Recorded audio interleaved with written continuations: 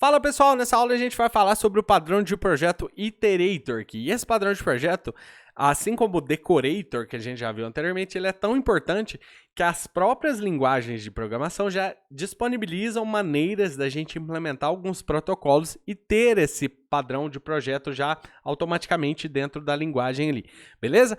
Esse padrão de projeto, como o próprio nome dele já diz, né, Iterator, ele fala sobre iteração. Quando a gente fala sobre iteração, geralmente a gente está falando de estruturas de dados, ou seja, só para te lembrar, estruturas de dados, um array é uma estrutura de dados, uma tupla é uma estrutura de dados, um objeto é uma estrutura de dados, beleza? Então a gente está falando de estrutura de dados, só que a gente está falando aqui especificamente de estrutura de dados que são criadas por nós. Então pode ser uma pilha, pode ser uma fila, pode ser no caso aqui um grafo, uma árvore, uma lista ligada, o que vem na cabeça aqui agora. Mas qualquer estrutura de dados que você criar, uma classe que tem vários elementos dentro. Geralmente, quando eu tenho esse tipo de estrutura de dados, que tem vários elementos lá dentro, eu vou querer fazer uma iteração nesses elementos de qualquer maneira. Pode ser uma iteração crescente, pode ser uma iteração decrescente. Eu vou querer passar por cada um dos elementos repetindo determinada ação. Isso é muito hiper comum. Eu não me lembro de ter escrito um programa que não tivesse alguma coleção de dados dessa maneira, beleza? E o padrão de projeto Iterator, ele fala que ao invés da gente manipular a nossa própria estrutura de dados, fazendo métodos ali para fazer essa iteração, a gente delega isso para outra classe, para outro objeto. E esse objeto é o objeto Iterator. Ele é o objeto que sabe iterar sobre os dados da minha estrutura de dados, beleza? Então é basicamente isso. Vamos dar uma olhada na intenção oficial desse padrão de projeto aqui. Depois a gente fala um pouco mais sobre isso, porque eu acho que isso aqui é meio obscuro, não fala muito sobre o que esse padrão faz. Então, o Iterator fornece uma maneira de acessar sequencialmente os elementos de um objeto agregado sem expor sua representação subjacente. Beleza? Para mim, não é tão fácil de entender isso aqui, mas só para resumir bastante assim para você, é basicamente isso. Eu vou ter uma estrutura de dados que tem vários elementos lá dentro e eu vou, ao invés de criar métodos dentro da minha própria estrutura de dados para fazer a iteração, eu vou delegar a iteração para outro objeto e esse objeto vai ser o iterator da minha estrutura de dados, beleza? Vamos falar sobre o Iterator aqui. O Iterator, ele desacopla a intenção principal do objeto do modo como sua interação é realizada, beleza? Então, por exemplo, se eu tenho uma estrutura de dados, geralmente a intenção oficial dessa estrutura de dados é guardar os dados de maneira eficiente, beleza? É basicamente isso. Ela não precisa saber navegar sobre os seus elementos, ela pode muito bem delegar isso para outros objetos. Então é basicamente essa a intenção do Iterator, é delegar para outros objetos saber como fazer determinadas iterações na minha estrutura de dados. E aí, outros objetos eu falo por causa do seguinte, eu posso ter um iterador que navega para frente, um iterador que navega para trás, esse outro objeto. Eu posso ter um outro objeto também que navega de cima para baixo, um outro objeto que navega de baixo para cima, um outro objeto que encontra o caminho mais curto, entendeu? Eu posso ter vários iteradores dentro da minha estrutura de dados sem ter esse código escrito dentro dela. Eu posso simplesmente fazer a composição de objetos para fazer essa iteração aqui, beleza? Ele permite vários tipos de iterators, facilitando a implementação de novos modos de travessia na mesma coleção. Como eu te falei, eu posso ter um crescente, um decrescente, de cima para baixo, de baixo para cima, transversal, como eu quiser fazer isso aqui, beleza? Ele encapsula os detalhes e monitora toda a travessia. Então, como eu te falei, eu não vou ter nada de travessia dentro da minha estrutura de dados. Quem vai ser responsável por monitorar toda a travessia, tudo que for relacionado com navegar, vai ser o próprio iterator. A minha estrutura de dados só vai ter a responsabilidade de salvar os dados mesmo, beleza? Ele permite que a coleção troque de iterator em tempo de execução, porque essa ligação aqui vai ser ligação de 1 para 1, né? No caso, eu vou ter uma estrutura de dados para um iterator. Então, essa estrutura de dados, ela sabe qual que é o seu iterator. Porém, eu posso ter um método para falar, troca o iterator para esse outro aqui. Então, por exemplo, eu tenho o iterator crescente, como padrão, por exemplo. E aí eu chamo troca para o decrescente. E aí, a partir daqui, quando eu chamar um for, por exemplo, na minha estrutura de dados, ao invés de eu ter um for de frente para trás, né, eu vou ter um for de trás para frente, do último elemento para o começo da minha estrutura de dados, beleza? Mas eu posso criar iterators da maneira que eu quiser ali, de frente para trás, como eu te falei, de trás para frente, de cima para baixo, como eu preferir, beleza? Geralmente a linguagem de programação disponibiliza maneiras para trabalhar com iteradores. Isso aqui é interessante, porque o JavaScript, o Python, o Java, várias linguagens de programação implementam alguma coisa que já facilita a sua vida, já cria um iterator para você. No caso aqui do JavaScript, você pode, por exemplo, implementar uns protocolos aqui que a gente vai ver um pouquinho mais para frente, e só de implementar esses protocolos, a sua estrutura de dados, por exemplo, a sua fila, já vai funcionar como se fosse uma estrutura de dados da linguagem. Daí você pode utilizar for of com a sua própria estrutura de dados, você pode utilizar destructuring com a sua própria estrutura de dados, beleza? Mas a gente vai ver isso aqui um pouquinho mais para frente. Vamos dar uma olhada na estrutura dele aqui, e daí a gente vai entender como que ele funciona. Basicamente, o meu código cliente ele vai trabalhar com interfaces. Então, vou ter uma interface da minha coleção, que é a minha estrutura de dados, e aí a minha coleção vai ter uma maneira de pegar o meu iterator, aqui no caso, aqui está create iterator, mas seria... pode ser um set iterator, né, no caso, para a gente setar o iterator dentro da nossa coleção. E esse iterator é esse objeto aqui. Então, esse objeto ele é responsável por navegar sobre todos os elementos dessa coleção aqui. Essa coleção não tem essa responsabilidade de iteração, beleza? Então, ele pode ter aqui, isso aqui são só exemplos, tá? Ele pode ter um método para obter o primeiro elemento da minha coleção, ele pode ter um método para obter o próximo elemento. Por exemplo, se eu começo do 1, aí eu vou para o elemento 2, fazendo um for, eu vou para o elemento 3, e aí ele pode ter sempre um método para chamar sempre o próximo elemento, beleza? Ele não precisa necessariamente saber o tamanho da minha coleção, e ele muito menos precisa saber o último elemento, ele só precisa saber como chegar da onde ele está para o próximo elemento, beleza? Ele pode saber se tem algum próximo elemento, que às vezes acabaram os elementos da minha lista, eu não preciso mais continuar o meu for, então eu posso cortar o meu for. Ele pode também ter um método para pegar o item atual que eu estou no meu iterador. Então daqui eu posso pegar o item atual que eu estou, mais o próximo item, beleza? Eu não precisaria de saber o último item ou o tamanho da minha coleção de dados. Beleza? Então, isso aqui são interfaces. Por que o cliente aqui ele trabalha só com as interfaces? Ele trabalha com essas interfaces porque fica fácil agora eu criar novos iteradores. Então, eu posso ter, como eu te falei, um iterador que vai para frente, um que vai para trás, um que vai para cima, outro que vai para baixo, qualquer estrutura, tipo de iterador que eu quiser, beleza? E a minha coleção também, ela precisa saber quem é o seu iterador. Então, por isso que eu tenho que ter uma interface falando talvez um set iterator, get iterator, para eu obter o iterador de dentro da minha coleção, beleza? Essas partes aqui são as partes concretas. Então, aqui que eu vou colocar a lógica da minha coleção. Então, como que a minha estrutura de dados vai salvar esses dados e quais são os dados que vão estar nelas, quais são os métodos que eu preciso, vão estar todos aqui na coleção concreta, beleza? E daí aqui, quando eu chamar o iterator aqui, nesse método create iterator, poderia ser get iterator, no caso, eu vou retornar um novo concrete iterator, que seria esse iterador aqui, beleza? Só que aqui, ó, no retorno desse método, eu vou falar que eu vou retornar a interface, tá? Aqui eu estou retornando o objeto concreto, mas no retorno eu vou falar que eu vou retornar um objeto dessa interface, dessa família, porque aí eu posso ter vários iteradores. E aqui eu tenho o iterador concreto aqui. E esse iterador concreto é quem vai saber fazer o que eu quiser fazer na iteração aqui dos elementos aqui. Beleza? Vamos dar uma olhada aqui em como a gente implementaria o protocolo do iterator dentro do JavaScript e do TypeScript aqui. Só que a gente vai falar sobre isso na parte prática, tá? Então, se você não entender isso aqui agora, a gente vai voltar nesse assunto na parte prática, beleza?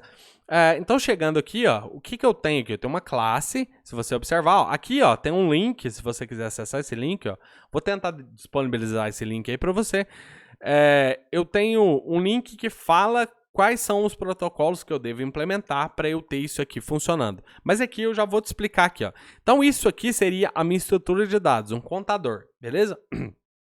Nessa estrutura de dados, eu tenho o elemento atual, no caso, que vai iniciar com 0. Eu vou ter o último elemento, que é só para eu saber quando parar a iteração. E eu vou ter aqui um método que chama isso aqui. Esse método é super estranho se você nunca viu, mas isso aqui é o que vai falar pro JavaScript quem que é o iterator dessa classe aqui. Esse protocolo é do próprio JavaScript, tá? Então, assim que eu implemento esse método, eu devo retornar um objeto aqui que é um iterator. Geralmente, as pessoas retornam o próprio elemento, a própria estrutura de dados, como sendo seu iterator.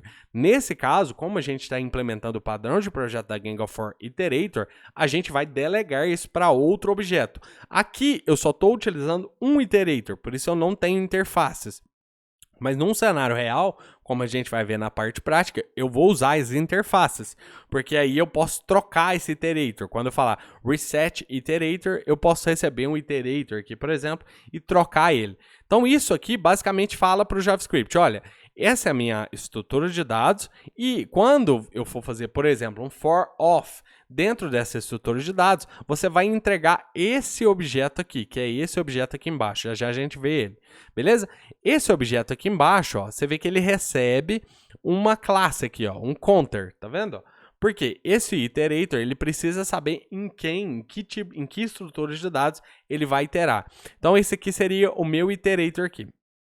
Eu tenho um current aqui, igual aqui, tá vendo? Porque eu estou pegando daqui. Lembra que a gente falou que o iterator, ele tem responsabilidade sobre monitorar a iteração. Então, ele tem que saber em qual elemento ele está, para qual elemento ele vai, mas ele não vai manipular os dados da minha estrutura de dados. Você até pode, mas eu não vi necessidade disso aqui. E aí o iterator mesmo aqui, ele mesmo vai monitorar essa iteração aqui. Então eu tenho o current aqui, eu tenho o last aqui também, que são esses dois dados aqui, e eu tenho um construtor que vai receber um objeto dessa classe aqui, beleza? Quando eu chamar o método next aqui nesse objeto, o que eu vou retornar é um objeto que tem value, isso é do próprio protocolo do JavaScript. Eu vou retornar um objeto que tem value, nesse value aqui eu vou passar o valor que eu quiser passar aqui e eu vou retornar um done. Esse done, ele precisa ser um booleano. False para quando não terminou a iteração ainda e true para quando terminou. Agora não tem mais iteração, beleza? Então, quando acabar a iteração, eu vou falar acabou, aí done igual a true, beleza? Então aqui, ó, se você olhar aqui embaixo, eu não vou passar o meu mouse aqui, mas eu vou te falar, ó. Se você olhar ali embaixo, eu tenho um const counter igual a new counter, beleza? Daí eu estou fazendo destructuring do counter, no meu counter aqui, nessa própria classe, ó. Então, se você observar, eu estou fazendo destructuring, pegando o elemento 1 e o elemento 2 da minha estrutura, e depois eu estou pegando 3, 4, 5 no REST operator, dentro da minha própria estrutura de dados. Então, por a gente ter implementado esses protocolos, o JavaScript entende a nossa estrutura como ele entende um array, um objeto ou qualquer outra coisa, beleza? Daí eu dei um console log no 1, 2 e aí no REST. E depois embaixo eu fiz um for const count of counter. E aí console log count, ele contou 1, 2, 3, 4, 5. Beleza? Por quê? Como eu te falei, o JavaScript está entendendo a minha estrutura de dados como se fosse uma estrutura de dados da própria linguagem, beleza? Ele está usando, basicamente, o meu iterador. Quando eu chamo aqui, só para você entender, porque pode ficar meio obscuro isso aqui, quando eu chamo for of no meu objeto, o próprio for of pede a minha classe o iterator dela. Então ele chama esse método. Qual que é seu iterator? Aí minha classe fala, olha, meu iterator é esse daqui. Daí o for-off fala, tá, então eu vou usar esse objeto. Daí ele pega esse objeto que está sendo esse objeto aqui. Daí ele pega esse objeto e vê o next dele. Então ele chama next.value para ver aqui, toda vez que eu peço um valor aqui no count aqui embaixo, ó, ele pede o next.value e entrega o value. Você está vendo ali 1, 2, 3, 4, 5, que é o next.value do meu counter aqui, beleza? E ele vai checar se acabou a iteração automaticamente olhando o meu down aqui. Então ele vai checar, tá terminado? Não, tá falso. Tá terminado? Não, tá falso. Ele vai continuar a iteração. Tá terminado? Não, tá falso. Quando for true, ele encerra o laço. Beleza? Então ele funciona basicamente assim. Como eu te falei, dá uma olhada nesse link aí. Eu vou deixar em algum lugar aí, dá uma olhada que esse link aqui vai te apontar para o protocolo de iteração que tem no JavaScript, que é isso aqui que a gente implementou aqui. Beleza? Vamos dar uma olhada na aplicabilidade do iterator aqui. Use o iterator quando você precisa remover a complexidade de travessia de dentro da coleção principal. Isso permite que a sua coleção foque apenas em armazenar os dados de maneira eficiente, beleza? Então, a gente quer aplicar o Single Responsibility Principle, desacoplar o modo como eu vou navegar nos objetos dessa estrutura de dados da própria estrutura de dados. Sua coleção pode ter vários modos de travessia, como crescente, decrescente, pelo menor número de saltos, pulando de 2 em 2 ou como preferir, beleza? Então, eu posso ter vários iteradores, um que vai para frente, um que vai para trás, um que vai para cima, um que vai para baixo. Eu acho que já falei isso umas 85 vezes aqui.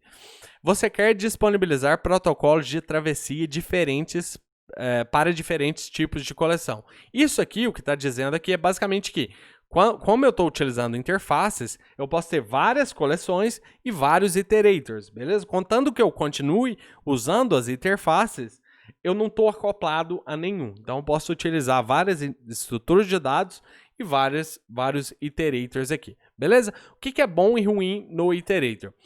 O bom é o seguinte, é possível pausar a travessia e continuar posteriormente. Se você observou o meu código aqui, ó, em nenhum momento eu falo 2, 3, 4.